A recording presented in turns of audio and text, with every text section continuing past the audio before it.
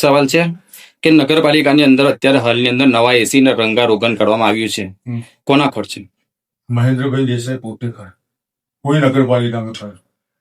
બીજી એક વાત કે અત્યારે જે નગરપાલિકાની અંદર જાહેર નિવિદા બહાર પાડવામાં આવેલી છે 11,34,000 પ્રી મોન્સૂન કામગીરીની, તેને લઈને જંબુસર વિધાનસભા યુથ કોંગ્રેસના પ્રમુખ કેતન મકવાણાએ આ ખર્ચ ખૂબ જ મોટો છે તેને લઈને વિરોધ કર્યો હતો અને બિલ પણ અટકાવ્યું હતું અને કોંગ્રેસે એટલું જ બળ પાડ્યું છે. બીજી એક વાત એવી છે કે અત્યારે હાલની અંદર નગરપાલિકામાં સાધનો ઉપલબ્ધ છે, જેમ કે જીસીબી છે, ટ્રેક્ટર છે, તે સમયે ના હતું, તો પછી અત્યારે આટલો બધો ખર્ચ પાડવાનું કારણ?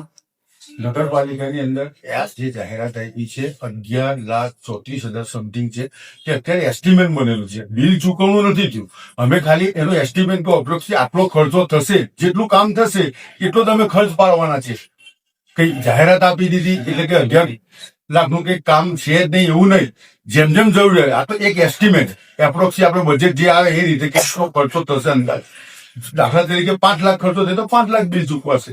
તે એસ્ટિમેટ ની અંદર આટલું બધું ઓવર એસ્ટિમેટ બનાવવાનું? ઓવર એસ્ટિમેટ છે જ નહીં, અગાઉ પણ આટલાનું જ હતું. અગાઉ આટલાનું હતું, તમારી વાત સાચી છે, પણ 11 લાખ ચૂકવેલા છે અગાઉ હતું 11 લાખનું, તો 11 લાખ ચૂકવેલા.